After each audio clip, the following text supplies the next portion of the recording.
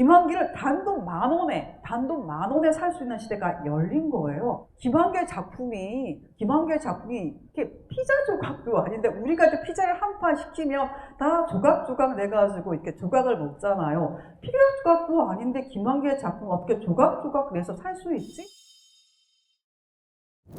지금은 아무래도 그림을 사야겠습니다.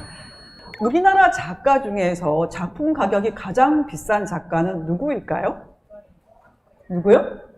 그렇죠. 이미 답을 제가 다 드려가지고, 김한기 작가가, 김한기 선생이 작품 가격이 제일 비싼 작가예요. 그리고 고미술 중에서는 그 조선시대 후기 경제 정선이 김홍도와 쌍벽을 이루면서 작품 가격이 가장 비싼 조선시대 화가라는 것쯤은 여러분들이 다 알고 계실 거고요. 자, 김한기는 한국 작가 중 그 작품 가격이 가장 비싼 작가잖아요. 그럼 김한기의 작품 가격은 도대체 얼마까지 올라갔을까? 아시는 분? 얼마요? 그렇죠. 100억 넘었어요. 정말 거의 근접한 가격인데 100억이 넘었다. 그 다음 김한기의 작품 가격은, 답을 알려드리면 거의 132억 원에 육박하는 131억 8천만 원에 그 홍콩 크리스티에서 낙찰이 됐었거든요. 김한길을 단돈 10,000원에 살 수 있는 시대가 열린 거예요. 아니, 그 사이 무슨 일이 일어났을까?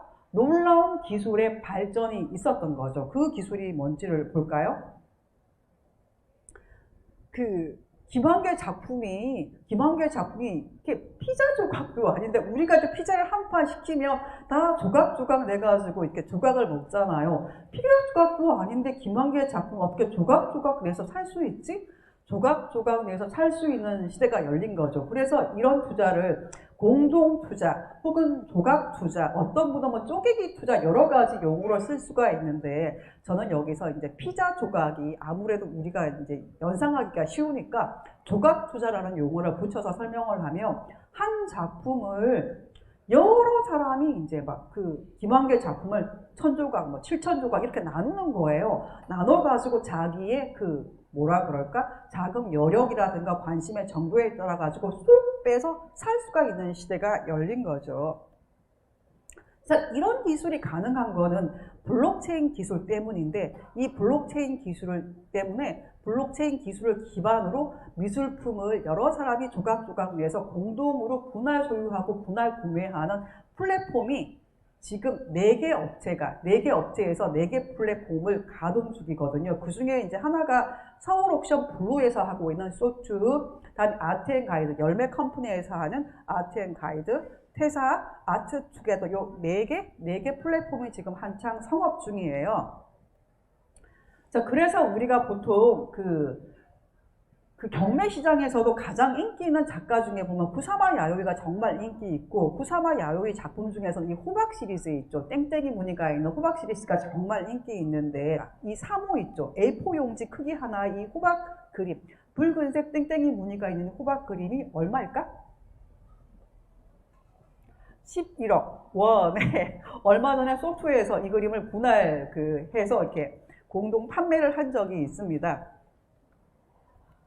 그래서 이제 그 쿠사마 야요이를 조각조각 내가지고 뭐 1,000조각, 뭐 7,000조각, 10,000조각 그 작품 가격 따라가지고 나눠가지고 쏙 빼서 살 수가 있는데, 이 블록체인 기술을 제가 활용한다 그랬잖아요. 이 블록체인 기술은 재작년에 엄청나게 뜨거웠죠. 시장이 비트코인에서 사용되는 기술인데, 이 기술을 사용을 함으로써 우리가 그 전에도 보면 제 주변에 동호회를 구성을 해가지고 그림 한 점을 여러 사람이 이제 구매하기도 하는데, 그럴 때 나 중간에 한 사람이 나는 빠지고 싶어 했었을 때 그게 참 애매했었잖아요. 근데 이 비트코인에 사용되는 블록체인 기술을 활용하며 그 조각조각 낸 그 조각 지분에 대해서 소유권을 심을 수가 있는 거예요. 그 기술을 사용해서 그 소유권의 이력이 추적 가능하기 때문에 이런 공동 투자가 가능해진 거죠. 그리고 이제 그렇다면 이 조각 투자 플랫폼에서 우리가 어떤 작가를 살 수 있지? 어떤 작가를 사면 좋을까 하는 그런 궁금증이 생길 수 있잖아요. 그래서 보면은 이제 크게 4가지 카테고라이징을 할 수 있을 것 같아요. 제가 범주화를 하면 4가지로 나눌 수 있는데, 우리가 다 아는 김한기, 백남준 이런 분들, 한국 미술사의 거장인데 작고하신 작가들, 그리고 이제 그 쿠사마 야루이라든가 요시모토 나라든가 일본의 인기 작가들, 특히 한국 작가들이 한국 그 컬렉터들이 좋아하는 그런 일본 작가들, 그리고 뱅크시나 아니면 마르코 샤갈이나 뭐 알렉스 카츠처럼 서양의 대표 작가들도 있고, 그리고 그 다음에 이제 이건용, 뭐 신문섭, 이배 이런 분들 같은 경우는 한국에 이제 그 조금 더 연배가 좀 더 젊으신 10년, 20년 더 젊으신 분들인데 그래도 60이 넘고 뭐 이건용 선생님 같은 경우는 80 되시는 분이죠. 신문섭 선생님도 아마 그분 그 연배쯤 되는 것 같은데 그 다음에 보면 뭐 최울가라든가 저도 그 다음 작가분은 이렇게 그 취재를 해가지고 이름은 적어 놓았지만 저는 잘 모르는 그런 작가분이신데 어쨌거나 이제 미술시장에서는 인기가 있는 라이징 스타군으로 이렇게 네 가지로 분류를 하고 있고, 그러니까 이 네 개 플랫폼이 요 네 가지 범주의 작가를 대동소이하게 다루는데 이제 어떤 데서는 서양미술 거장보다는 우리는 그래도 한국 미술 시장에서 인기 있는 뭐 구사마 야요이나 같은 이런 아시아 작가, 일본 작가를 특히 더 집중적으로 다룬다는 데도 있고 또 요 라이징 스타를 다루는 데도 있고 안 다루는 데도 있더라고요. 그래서 요 업체에서 이 업체라 그래야 되나 이 플랫폼에서 어떤 작가를 집중적으로 다루는가를 조금 이렇게 비교해서 보시면 알 수 있을 것 같아요. 그런 비교를 해서 만약에 그 시장에 뛰어든다면 내가 어떤 플랫폼을 선택할까 하는 그런 판단 기준이 될 수 있을 것 같습니다. 이 조각 투자를 보면서 이제 문제점을 우리는 그 기자의 입장에서 뭔가 문제점을 찾고 문제점이 없나 그런 그 접근을 해야 되는 거잖아요. 그래서 이 조각 투자가 갖고 있는 문제가 없을까를 좀 생각을 해봤더니 몇 가지 이제 우리가 좀 건드려 봐야 할 이슈가 있었어요.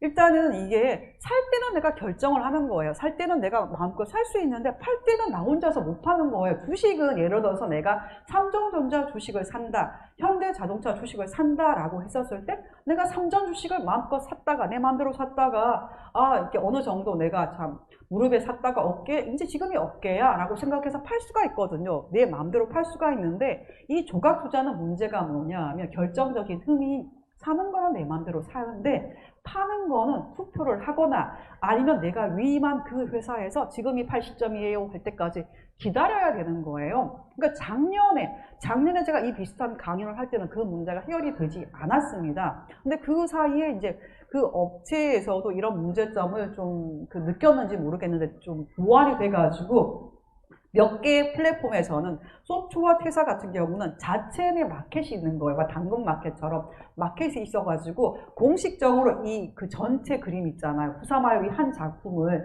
매각하기 모두가 동의를 해가지고 아마 50%가 넘는 동의율이 있으면 그 작품을 매각할 수 있는데 그렇게 매각하기 전이라도 그 자체 플랫폼 내에서 마켓이 형성돼서 회원끼리 사고 파는 그런 시장이 만들어져 있어서 그런 부족한 점을 좀 보완하고 있는 것 같습니다.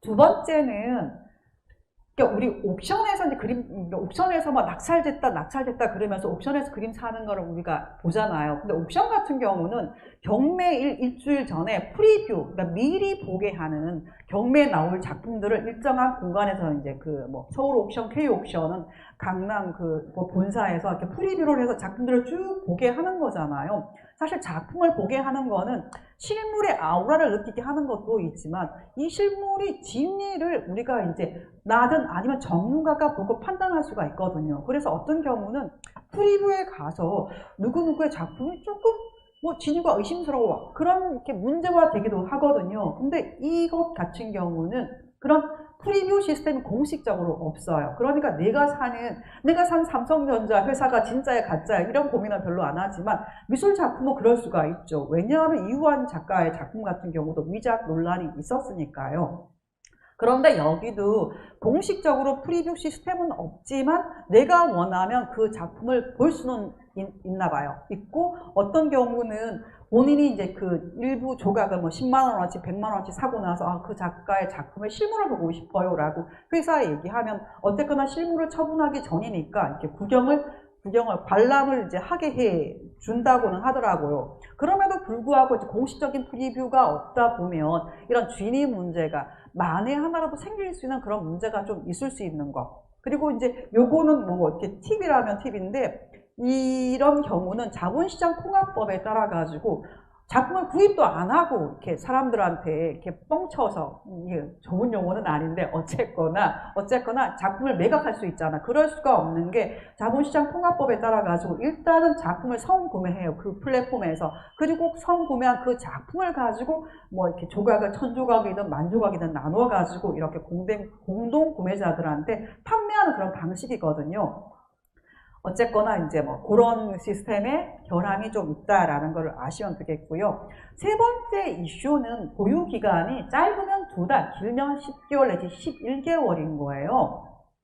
근데 투자의 관점에서는 정말 좋은 작품은 장기적으로 보유할수록 수익률이 올라요.